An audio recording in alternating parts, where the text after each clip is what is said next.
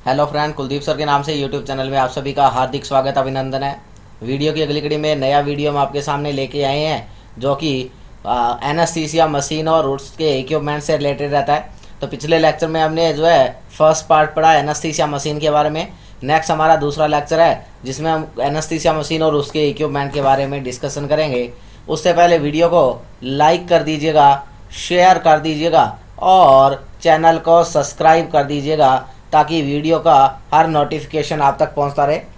तो शुरू कर रहे हैं हम एनास्थीसिया मशीन और उसके इक्विपमेंट और सेकंड पार्ट शुरू करने जा रहे हैं। तो हमने कहा था कि एनास्थीसिया मशीन जो है उसको आजकल किस नाम से जाना जाता है। Anaesthesia machine nowadays machine is also known as work station, है ना। आजकल इसको किस नाम से जाना जाता है? वर्क स्टेशन के नाम से जाना जाता है। ऐसा क्यों? वर्क स्टेशन के नाम से इसको क्यों जाना जाता है, इस बात पे अगर बात की जाए तो वर्क स्टेशन क्यों, क्योंकि अब क्या कर दिया गया, इसको अकेला मशीन नहीं रखा है, क्योंकि इसको क्या बना दिया गया है, it is a compact system. इसको एक जटिल टाइप का एक कॉम्पैक्ट सिस्टम बना दिया गया है जिसमें क्या है, जिसमें मॉनिटर भी है, जिसमें वेंटिलेटर भी है, जिसमें मशीन भी है जो अपने आप जो है एनास्थीसिया एजेंट को डिलीवर करेगी, है ना। जिसके अंदर जो है पर्सन के लिए रेस्पिरेशन रेट चेक करने के लिए, पल्स रेट चेक करने के लिए मॉनिटर भी लगा है, कार्डियक मॉनिटर भी, है ना, फ्लो मीटर भी लगे हुए हैं। इसके अलावा जो है उसके अंदर जो है वेंटिलेटर भी साथ में सेट है। इसके साथ साथ वहाँ जो है उसके अंदर सामान रखने के लिए जो एसेंशियल उनके लिए आर्टिकल्स है उनको भी उसी पे रखने के लिए उसमें नेसेसरी स्पेसेस बने हुए हैं। तो इसलिए उसको किस नाम से जाना जाता है, तो उसको वर्क स्टेशन के नाम से जो है प्रोनाउंस किया जाने लगा। तो क्या है कि एनास्थीसिया मशीन को वर्क स्टेशन क्यों बोला? क्योंकि ये क्या बन गया है, कॉम्पैक्ट सिस्टम बन गया है ना। Compact system show all essential things जैसे कि लाइक कार्डियक मॉनिटर, जैसे कि कार्डियक मॉनिटर है जिसके अंदर आप रेस्पिरेटरी रेट चेक कर सकते हैं, पेशेंट का पल्स रेट चेक कर सकते हैं, पेशेंट की कैप्नोग्राफी की जा सकती है। कैप्नोग्राफी है उसका जो है ऑक्सीजन लेवल SpO2 है ना। इसके अलावा जो है पल्स ऑक्सीमीटर उसी में पल्स ऑक्सीमीटर भी है ना। इसके अलावा उसके अंदर स्पायरोमेट्री भी होता है साथ में, स्पायरोमेट्री भी है। इसके अलावा वहाँ एयरवे प्रेशर मॉनिटर भी लगे हुए हैं कि लगातार एयरवे के प्रेशर को मॉनिटर करते रहे।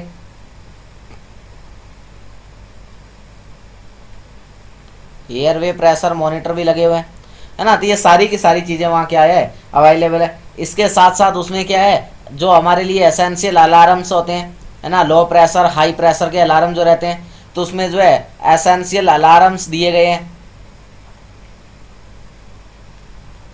एसेंशियल अलार्म सेटिंग्स की गई है, अलार्म सेटिंग्स, है ना। इसके अलावा वहाँ क्या दिया गया, वेंटिलेटर भी उपलब्ध है उसी मशीन के अंदर। क्या दिया गया है, वेंटिलेटर दिया गया है। इसके अलावा उसमें जो है स्टोरेज के लिए ड्रावर्स दिए गए हैं कि उसमें अपना एसेंशियल थिंग्स जो है वो क्या है प्लेस करके रखी जा सके, है ना। ड्रावर्स दिए गए हैं किसके लिए, इंस्ट्रूमेंट्स के लिए, कि अपने जो ज़रूरी इंस्ट्रूमेंट है वो उसी पे रखे जा सके। इसके अलावा जो है वहाँ सक्शन पोर्ट दिए गए हैं, सक्शन पोर्ट भी उसी के साथ में प्रेजेंट रहता है, सक्शन पोर्ट भी होता है। इसके अलावा वहाँ क्या है, अगर हमें एक्स्ट्रा ऑक्सीजन की ज़रूरत पड़ती है, पेशेंट को अगर डायरेक्ट ऑक्सीजन लगानी हो तो वहाँ ऑक्सिलरी ऑक्सीजन पोर्ट भी दिए हुए हैं। तो इसका मतलब है कि उसमें सारी अवेलेबल जो भी हमें जो एनास्थीसिया को जो भी चीज़ों की ज़रूरत होती है वो सारी की सारी नेसेसरी थिंग्स उस मशीन के अंदर अवेलेबल करा दी गई। इसलिए इसको किस नाम से जाना गया, इसको वर्क स्टेशन के नाम से भी जाना जाता है। अब क्या है कि इस वर्क स्टेशन का काम क्या है, तो हमने कहा कि जो एनास्थीसिया मशीन है इससे हम क्या करते हैं, तो पेशेंट को क्या करते हैं, पेशेंट को बेहोश करते हैं। जब जनरल एनास्थीसिया दिया जाता है, जनरल एनास्थीसिया जब देते हैं तो इस मशीन को काम में लिया जाता है। ज़्यादातर क्या दिया जाता है, जनरल एनेस्थीसिया के दौरान क्या करते हैं, इस एनेस्थीसिया मशीन को काम में लेते हैं। और एनेस्थीसिया क्या है, तो एनेस्थीसिया का मतलब है लॉस ऑफ सेंसेशन, किसी पर्सन को क्या करवा देना, सेंस से लॉस करवा देना, लैक ऑफ सेंस करवा देना, वो क्या है, एनेस्थीसिया है। और जनरल मतलब कि पूरा का पूरा। तो अगर क्या हो जाए, किसी पर्सन की कंप्लीट बॉडी, किसी पर्सन का कंप्लीट बॉडी अगर क्या हो रहा है, lack of loss of the sensation हो रही है, this is known as general anaesthesia, है ना। और जनरल एनेस्थीसिया अगर हमने दिया तो जनरल एनेस्थीसिया कंडीशन में हमें क्या करना होगा, जब आप जनरल एनेस्थीसिया देंगे तो उसकी कंप्लीट बॉडी मसल रिलैक्स हो जाएगी। क्या हो जाएगी, कंप्लीट बॉडी मसल जो है वो क्या हो जाती है, रिलैक्स हो जाती है, रिलैक्स। और मसल्स के अंदर जो है डायाफ्राम और रेस्पिरेशन की जो मसल है, डायाफ्राम भी क्या है, एक रेस्पिरेटरी मसल है, मेजर रेस्पिरेटरी मसल कहलाती है। डायाफ्राम को मेजर रेस्पिरेटरी मसल के नाम से जाना जाता है। रिम्स रांची 2019 में क्वेश्चन पूछा गया था, मेजर रेस्पिरेटरी मसल कौन है, तो डायाफ्राम जो है वो मेजर रेस्पिरेटरी मसल के नाम से भी जानी जाती है। और अब ये जो जब क्या होगा, पूरी पूरी बॉडी की मसल्स रिलैक्स होंगी तो उसमें डायाफ्राम भी रिलैक्स होगा।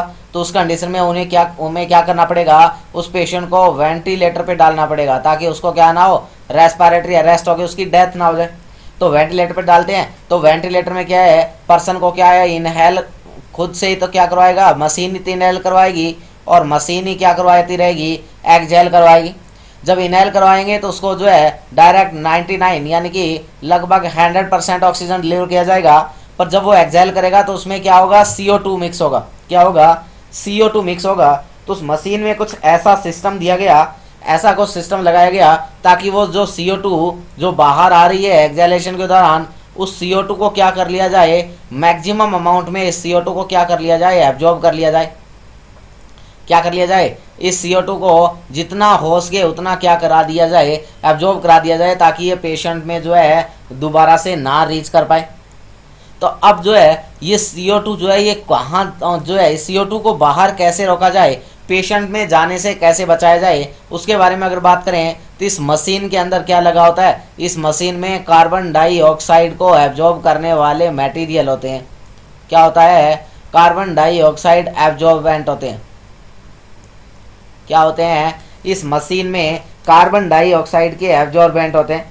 और वो जो कार्बन डाइऑक्साइड के एब्जॉर्बेंट जो है वो कौन है, तो अगर उनमें बात करें तो एक नंबर पे आता है सोडा लाइम। कौन आता है, तो हम बात करते हैं एक नंबर पे जो है, और वो आता है सोडा लाइम। क्या है, सोडा लाइम।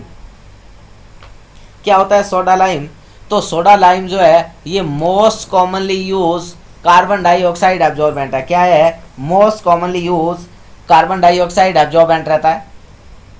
तो अगर आपको पूछे कि most commonly use carbon dioxide absorbent कौन है, तो most commonly use CO2 absorbent is soda lime.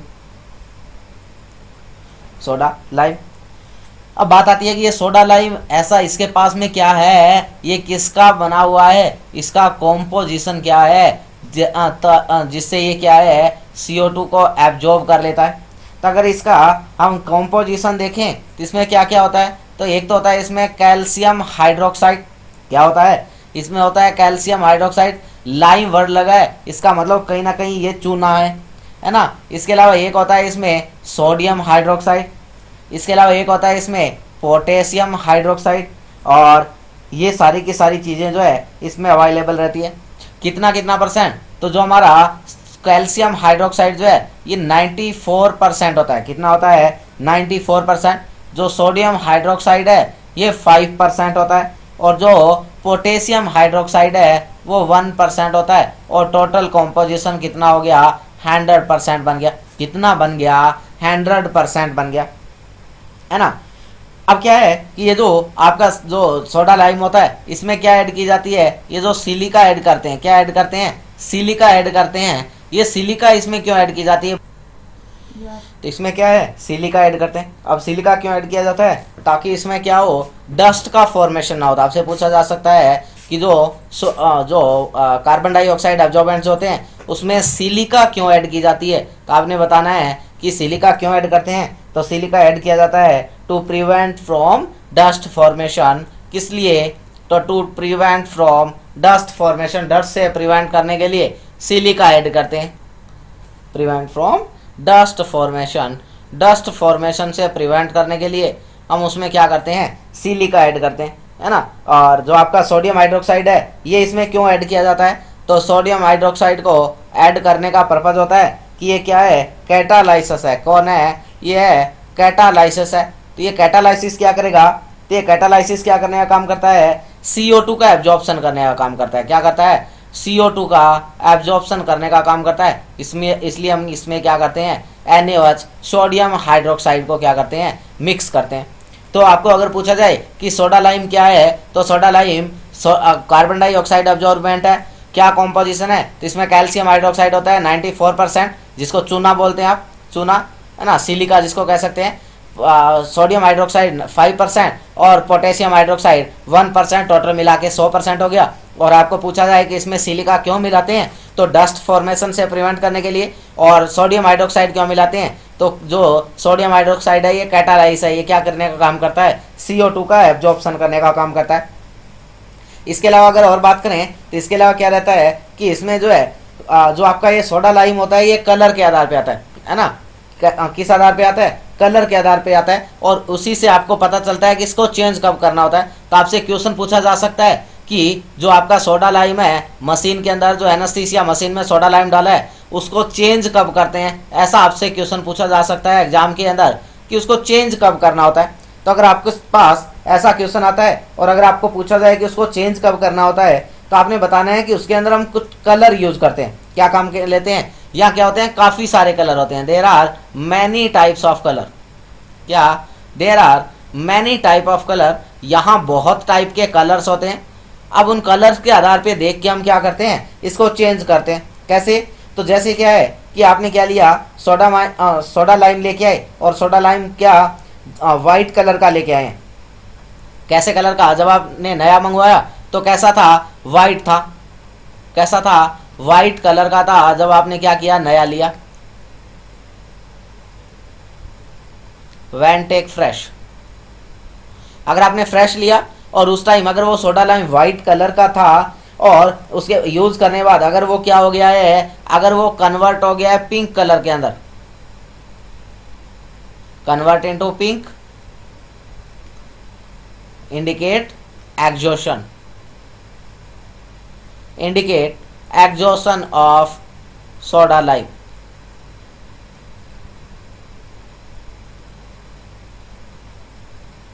क्या कि आपने क्या करना है, आपसे पूछा जा सकता है कि सोडा लाइम को चेंज कब करते हैं, तो आपने बताना है कि हम कलर को देखते हैं कि अगर जब क्या है कलर चेंज हो, कलर चेंज होगा तभी क्या करना है, सोडा लाइम को चेंज करना होता है। It's depending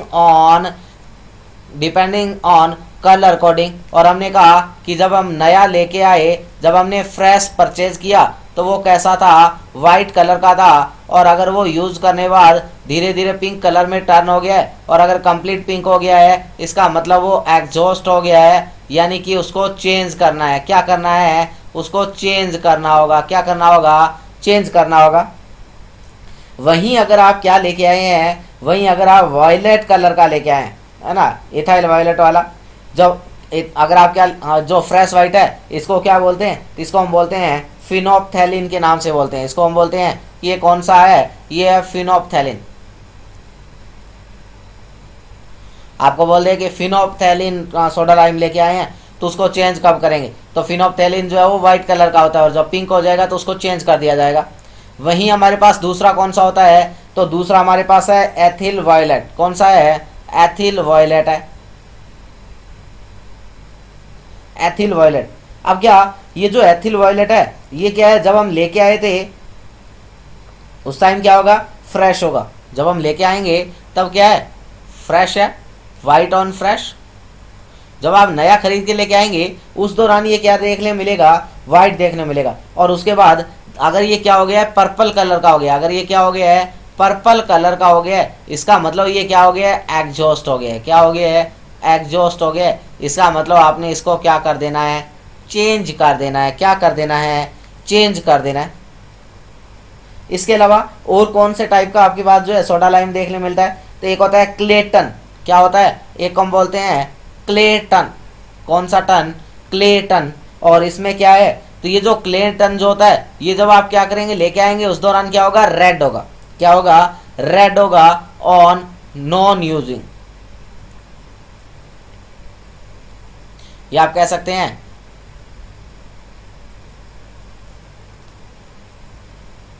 fresh on red, red colour का होगा जब आप क्या करेंगे, इसको फर्स्ट टाइम लेके आएंगे रेड, और जब आप इसको यूज कर लेंगे तो ये अगर येलो कलर में कन्वर्ट हो गया, ये कैसा हो गया है, अगर येलो कलर में कन्वर्ट हो गया है, इसका मतलब ये एग्जॉस्ट हो गया है, क्या हो गया है, एग्जॉस्ट हो गया है। और अगर ये एग्जॉस्ट हो गया है तब इसको आपने क्या कर देना होता है, चेंज कर देना होता है, क्या कर देना है, चेंज कर देना है ना, क्या कर देना है, चेंज कर देना है। तो आपके पास तीन तरीके के सोडा लाइम आते हैं। एक टाइप हमने कहा फिनोप्थेलिन, जो वाइट कलर का होता है, पिंक कलर का हो जाए तो एग्जॉस्ट हो गया। एक इथाइल वायलेट का आता है, वाइट कलर से अगर क्या हो जाए, पर्पल में बदल जाए तो उसको चेंज कर देना होता है। और एक क्लेटन होता है जो रेड कलर का आता है, और अगर येलो कलर बन जाए तो उसको चेंज कर देना होता है। और जो सबसे ज़्यादा जो यूज़ होता है हमारे यहाँ, जो इंडिया में सबसे ज़्यादा जो यूज़ किया जाता है वो कौन से टाइप का है, तो सबसे ज़्यादा जो यूज़ किया जाता है वो कौन है, क्लेटन। कौन सा यूज़ करते हैं, तो ये सबसे ज़्यादा क्या किया जाता है, मोस्टली जो है यूज़ किया जाता है, मोस्टली यूज़। इसके अलावा जो है एक हमारे पास जो है एक और देखने मिलता है जिसको हम बोलते हैं ड्यूराब्जॉर्ब, एक और देखने मिलता है जिसको हम क्या बोलते हैं, जिसको हम बोलते हैं ड्यूराब्जॉर्ब।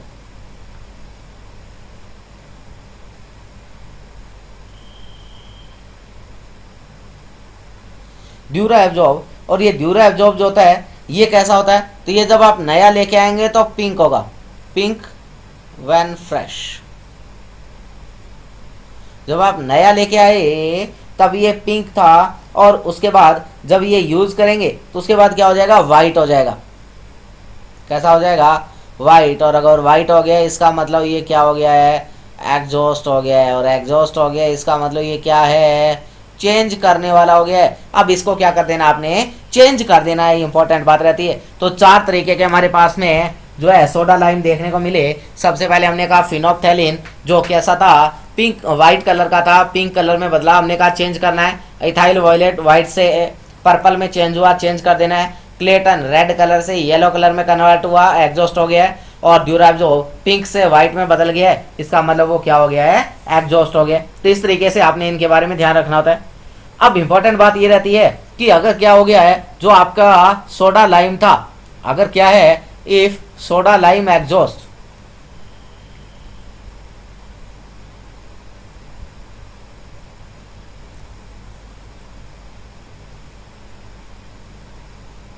इफ सोडा लाइम एग्जॉस्ट, अगर क्या हो गया है, सोडा लाइम एग्जॉस्ट हो गया और आपने चेंज नहीं किया, नॉट चेंज, और आपने क्या है उसको चेंज नहीं किया, तो उससे प्रॉब्लम क्या हो सकती है।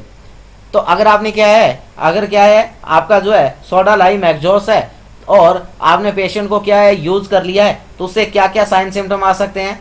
Sign symptom by using exhaust soda lime, exhaust soda lime को यूज करने से क्या क्या सिम्टम आ सकते हैं। तो मरीज में टैकीकार्डिया हो जाएगा, क्या हो जाएगा, टैकीकार्डिया होगा। टैकीकार्डिया देखने को मिलेगा पेशेंट में। पेशेंट हाइपरटेंशन में चला जाएगा, किस में चला जाएगा, हाइपरटेंशन में। मरीज को क्या हो जाएगा, हाइपरटेंशन हो जाएगा। अब जो वुंड है वहां से क्या हो जाएगा, ऊजिंग होने लगेगी, क्या होने लगेगी, oozing, oozing from wound site. मरीज की जो वुंड वाली साइट है वहां से क्या होने लगेगा, ऊजिंग होने लगेगा, ऊजिंग फ्रॉम वुंड साइट। और क्या हो जाएगा, जो मरीज का एंड टाइडल कार्बन डाइऑक्साइड है वो क्या हो जाएगी, बढ़ जाएगी, यानी कि कैप्नोग्राफी क्या हो जाएगी, मरीज का बड़ा हुआ आएगा। आप कह सकते हैं increase, increase and title CO2 and title carbon dioxide, या मैं कह सकता हूं क्या, जब हम कैप्नोग्राफी करेंगे तो उस दौरान क्या होगा, उसका जो टाइडल वॉल्यूम है, जो एंड टाइडल वॉल्यूम है CO2 का, वो क्या होगा, बढ़ा हुआ आएगा। तो ये जो है ये इंडिकेट करते हैं कि वहाँ क्या है, जो हमारा जो सोडा लाइम था वो क्या था, एग्जॉस्टेड था, है ना। ये जो सोडा लाइम जो होता है ये ग्रेन्यूल्स फॉर्म में आता है। कैसी फॉर्म में होता है, ये ग्रेन्यूल्स फॉर्म में होता है। कौन, आपका सोडा लाइम जो होता है ये ग्रेन्यूल फॉर्म में होता है, ग्रेन्यूल फॉर्म में, है ना। तो ये क्या होता है, ग्रेन्यूल फॉर्म के अंदर होता है। और जो ग्रेन्यूल होते हैं वो एक ग्रेन्यूल का साइज होता है ना, एक ग्रेन्यूल जो है वो कितने साइज का होता है, तो 3 to 6 mm का होता है। कितने साइज का होता है, 3 to 6 mm साइज का होता है एक ग्रेन्यूल, या मैं कह सकता हूँ 4 to 8 मैश, क्या 4 to 8 मैश साइज का हो सकता है। और जो है क्या है, अगर ये जो ग्रेन्यूल है इनके बारे में अगर बात करें तो जो आपका ग्रेन्यूल है वो क्या है, जो आपका ग्रेन्यूल है, जो आपके ये जो सोडा लाइम है, ये अगर आप एक LB सोडा लाइम, एक LBS सोडा लाइम है ना, एक LBS आपने रखा है, तो ये क्या है, लगातार 2 घंटे तक यूज किया सकता है। 2 आवर के लिए क्या कर सकते हैं आप, यूज कर सकते हैं कंटिन्यूअसली। और जो आपका 100 ग्राम, जो आपका 100 ग्राम सोडा लाइम है, क्या है, 100 ग्राम सोडा लाइम है, वो कितना, तो वो 24 से 26 लीटर तक कार्बन डाइऑक्साइड को क्या कर सकता है, एब्जॉर्ब कर सकता है। 24 to 26 लीटर CO2 एब्जॉर्ब। जो आपका सोडा लाइम है, कौन, सोडा लाइम किससे बना था, sodium hydroxide, potassium hydroxide, calcium hydroxide. और ये जो आपका सोडा लाइम है ग्रेन्यूल्स फॉर्म में होता है। और ग्रेन्यूल जो है हम क्या करते हैं, कैनिस्टर के अंदर भर देते हैं जो मशीन पे लगा रहता है। और आपका जो 1 LB है वो लगभग लास्ट, अगर आप कंटिन्यूअसली यूज कर रहे हैं तो 2 घंटे तक काम में लिया जा सकता है। और इसके अलावा जो है आपका जो 100 ग्राम सोडा लाइम जो होता है ये 24 to 26 जो आप लीटर जो है कार्बन डाइऑक्साइड को क्या कर सकता है, एब्जॉर्ब कर सकता है। इतना पावर जो है इसके पास में रहता है ना। तो ये सारी की सारी बातें किससे रिलेटेड थी, सोडा लाइम से रिलेटेड थी कि सोडा लाइम क्या होता है, इसका कैसे कैसे कलर्स होते हैं। तो कलर कोडिंग इसकी इंपॉर्टेंट रहती है। और हमने कलर कोडिंग के बारे में बात की, जो क्या है, हमने 4 तरीके की कलर कोडिंग देखी है सोडा लाइम के अंदर। और 4 कलर कौन से, तो हमने एक पढ़ा था फिनोप्थैलिन, कौन सा, फिनोप्थैलिन कलर पढ़ लिया था हमने। इसके अलावा एक इथाइल वॉयलेट कलर पढ़ा था, इथाइल वॉयलेट, इथाइल वॉयलेट पढ़ लिया। इसके अलावा हमने क्लेटन पढ़ा था, क्लेटन, क्लेटन। और इसके अलावा हमने क्या पढ़ा था, तो इसके अलावा हमने कहा था कि कौन सा होता है, ड्यूरा एब्जॉर्ब होता है। क्या होता है, ड्यूरा एब्जॉर्ब होता है, ड्यूरा एब्जॉर्ब। और ये हमने 4 टाइप्स के हमने क्या पढ़े थे, 4 टाइप्स के हमने पढ़े हैं क्या, सोडा लाइम के को कलर के आधार पे हमने कहा कि फिनोप्थैलिन कैसा होता है, तो हमने कहा वाइट होता है। और वाइट से अगर किस में बदल जाए, पिंक में बदल जाए तो एग्जॉस्ट हो गया है। हमने कहा इथाइल वॉयलेट वाइट होता है, पर्पल में बदल जाए इसका मतलब एग्जॉस्ट हो गया है। हमने कहा क्लेटन जो है ये रेड होता है, और रेड से अगर क्या बन जाए, रेड से अगर येलो बन जाए तो हमने कहा ये एग्जॉस्ट हो गया है। और जो अब आपका ड्यूरा एब्जॉर्ब जो था, जो ड्यूरा एब्जॉर्ब था ये कैसा होता है, ये पिंक कलर का होता है। और अगर ये वाइट बन जाए तो ये क्या हो गया है, ये आपका एग्जॉस्ट हो गया है। तो ये बातें जो है ये इंडिकेट करती है कि सोडा लाइम को क्या कर देना है, चेंज कर देता है, कर देना होता है।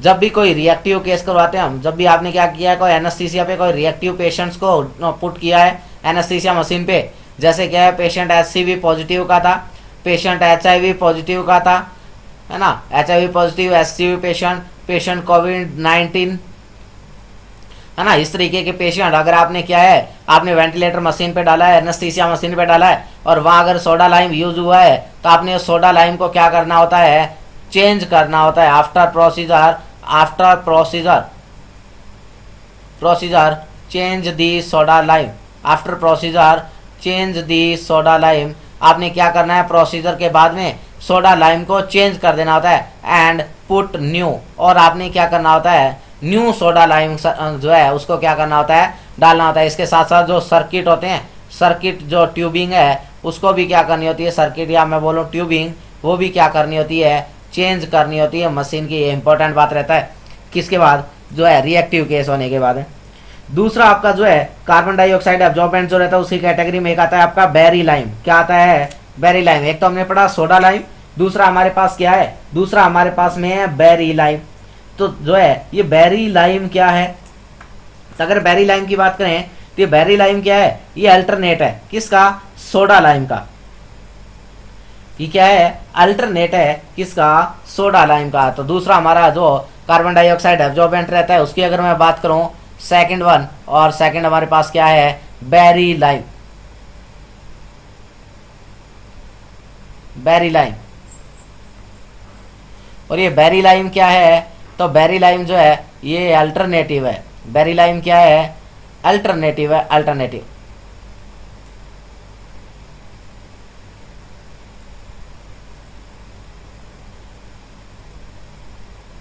Alternative to soda lime.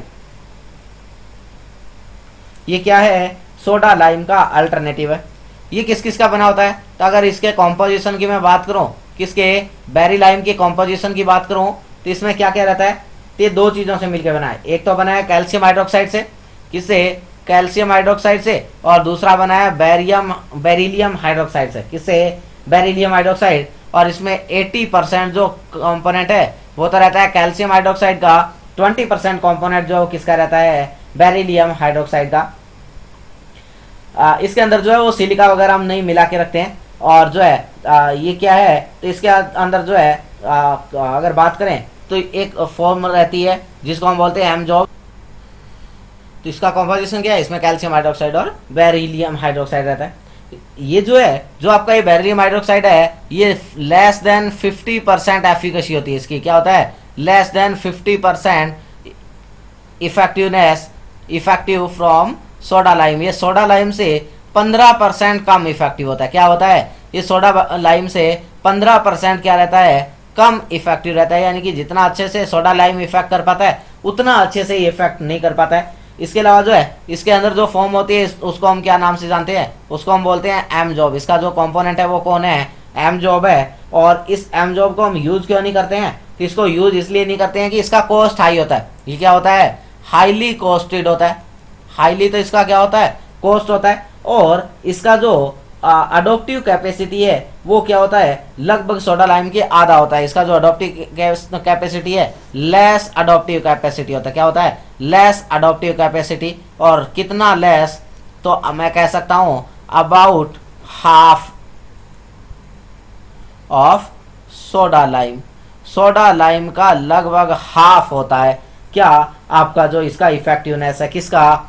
जो बेरी लाइम होता है। तो यहाँ हम क्या करते हैं? जो आपके कंपोनेंट काम में लिए जाते हैं वो दो कंपोनेंट रहते हैं। और एक हमने कहा सोडा लाइम होता है और दूसरा हमारा कौन है? बेरी लाइम रहता है। कौन रहता है? बेरी लाइम रहता है। तो जो है ये हमने दोनों की दोनों जो बातें की ये हमारे क्या थे? दोनों के दोनों कार्बन डाइऑक्साइड रेस्पिरेंट थे, एब्जॉर्बेंट थे, जो कहाँ यूज किए जाते हैं? जो एनेस्थीसिया मशीन है उसके अंदर यूज किए जाते हैं। अगर आपको वीडियो इन्फॉर्मेटिव लगा, आपको जो है वीडियो पसंद आया तो प्लीज़ लाइक करें, शेयर करें और चैनल को सब्सक्राइब करना ना भूलें। मैक्सिमम लोगों तक चैनल को भेजने का कोशिश करें। आपके जो पीयर्स हैं, आपके जो फ्रेंड्स हैं, आपके पास जो भी नर्सिंग एस्पिरेंट्स के ग्रुप है उनके अंदर जो है इस चैनल को ज़्यादा से ज़्यादा जो अपने चैनल का लिंक है उसको शेयर कीजिएगा और मैक्सिमम लोगों तक भेजिएगा। So thank you so much.